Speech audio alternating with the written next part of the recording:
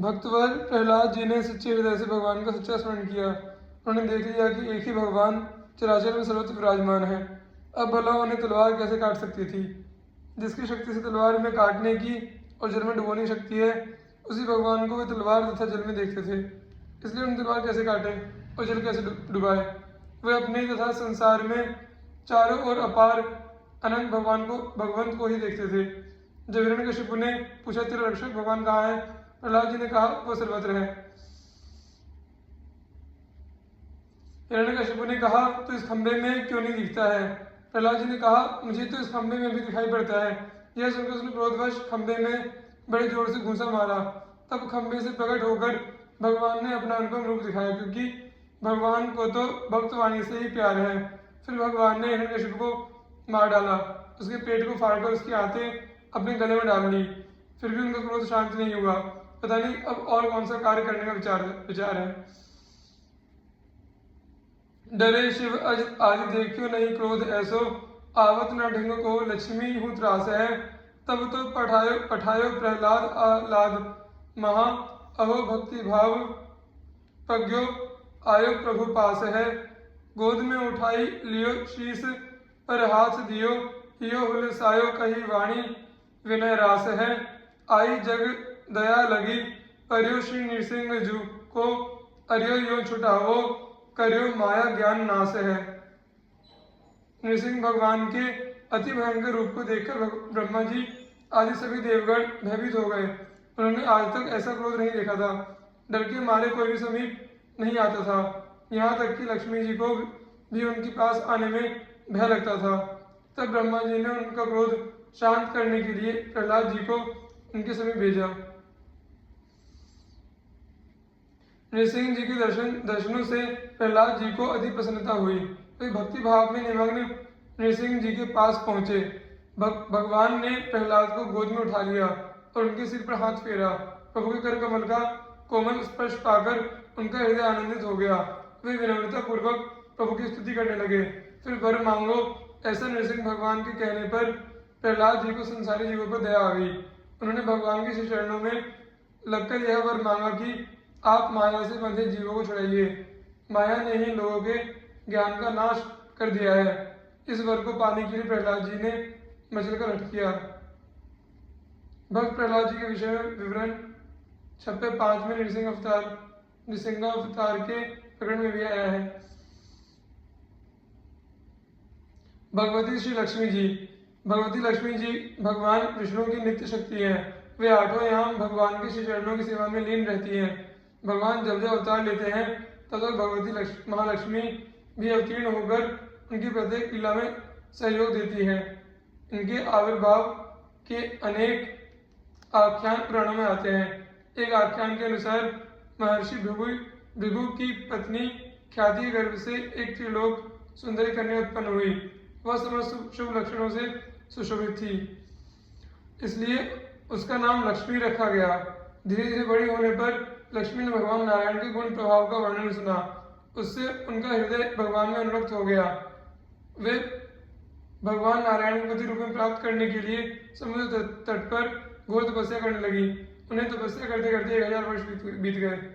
उनकी परीक्षा लेने के लिए देवराज इंद्र भगवान विष्णु का रूप धारण करके लक्ष्मी देवी के पास आए और उनसे वर मांगने के लिए कहा। लक्ष्मी जी ने उनसे विश्व रूप का दर्शन कराने के लिए कहा। इंद्र वहां से लज्जित होकर लौट गए। अंत में भगवती लक्ष्मी को कृतार्थ करने के लिए स्वयं भगवान विष्णु पधारे। भगवान ने देवी से वर मांगने के लिए कहा। उनकी प्रार्थना पर भगवान ने उन्हें विष्णु रूप का दर्शन कराया। तदनंतर लक्ष्मी जी की इच्छा अनुसार भगवान विष्णु ने उन्हें पत्नी रूप में स्वीकार किया। लक्ष्मी जी के प्रकट होने का दूसरा इतिहास इस प्रकार है। देवगणों ने दैत्यों से संधि करके अमृत प्राप्ति के लिए समुद्र मंथन का कार्य आरंभ किया।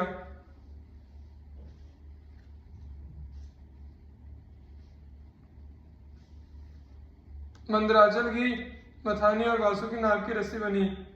भगवान विष्णु स्वयं कच्छप रूप धारण करके मंदराचल के आधार बने। इस प्रकार मंथन करने पर क्षीर सागर से क्रमशः कालकूट विष, कामधेनु, उच्चैश्रवा नामक अश्व, ऐरावत हाथी, कौस्तुभमणि, कल्पवृक्ष, अप्सराएं, लक्ष्मी, वारुणी, चंद्रमा, शंख, शांग, धनुष, धनवंतरी और अमृत प्रकट हुए। क्षीर समुद्र से जब भगवती लक्ष्मी देवी प्रकट हुई तब वे खिले हुए श्वेत कमल के आसन पर विराजमान थी। उनके श्री अंगों से दिव्य कांति निकल रही थी। उनके हाथ में कमल था। लक्ष्मी जी का दर्शन करके देवता और महर्षिगण प्रसन्न हो गए। उन्होंने वैदिक श्री सूक्त का पाठ करके लक्ष्मी देवी का स्तवन किया। सबके देखते देखते हुए भगवान विष्णु के पास चली गई। श्री लक्ष्मी जी का विवरण 56:9 में भी आया है। श्री पृथु जी पूजन भक्ति के आचार्य हैं। आप भगवान श्री हरि के अंशावतार और आदि राजा हैं। आपने धरती को अपनी पुत्री के रूप में स्वीकार किया था, इसीलिए धरती का एक नाम पृथ्वी भी हो गया। महाराज पृथु ने 99 अश्वमेध यज्ञों द्वारा भगवान श्री हरि का भली भांति पूजन किया था। इससे यज्ञ भोक्ता यज्ञेश्वर भगवान अत्यंत संतुष्ट हुए थे। राजा पृथु जब 100वां अश्वमेध यज्ञ कर रहे थे तो ईर्ष्यावश इंद्र ने अश्व का हरण कर लिया था। इंद्र की कुचेष्टा से महाराज पृथु बहुत क्रोधित हुए और इंद्र का वध करने को उद्यत हो गए। यह देखकर स्वयं भगवान विष्णु इंद्र को लेकर उनकी यज्ञशाला में प्रकट हुए और इंद्र को क्षमा कर देने को कहा। महाराज पृथु तो भगवान का दर्शन कर ही कृतकृत्य हो गए थे। उन्होंने इंद्र को गले लगा लिया। तदनंतर भगवान श्री हरि ने महाराज पृथु से वरदान मांगने को कहा। इस पर पृथु ने कहा, हे प्रभु, मुझे मोक्ष आदि तुच्छ विषयों की प्राप्ति की इच्छा नहीं है। मुझे तो आप 10,000 कान दे दीजिए जिनसे मैं आपके गुणानुवादों को सुनता रहूं।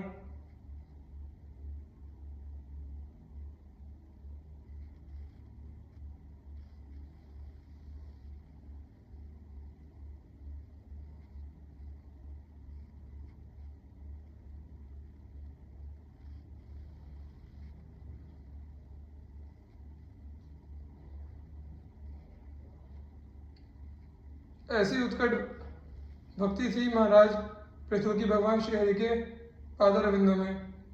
महाराज पृथु के विषय में वर्णन 56 में भी आया है। श्री अक्रूर जी भगवान की पदवंदन भक्ति के आचार्य हैं। भक्तमाल के टीकाकार श्री प्रियादास जी उनकी भक्ति का वर्णन करते हुए कहते हैं, चले अकरूर मधुपुरी ते विसूर, नैन चली जलधारा कब देखो छवि पूर को, सगुन मनावे एक देखी बोई, भावे देह सुधि बिसरावे, लोटे लखी पग धूर को, वंदन प्रवीण चाह निपट नवीन, बही दही सुखदेव कही जीवन की मूर को, मिले रामकृष्ण झिले पाई के मनोरथ को, खिले दिग रूप दियो यो चूर चूर को।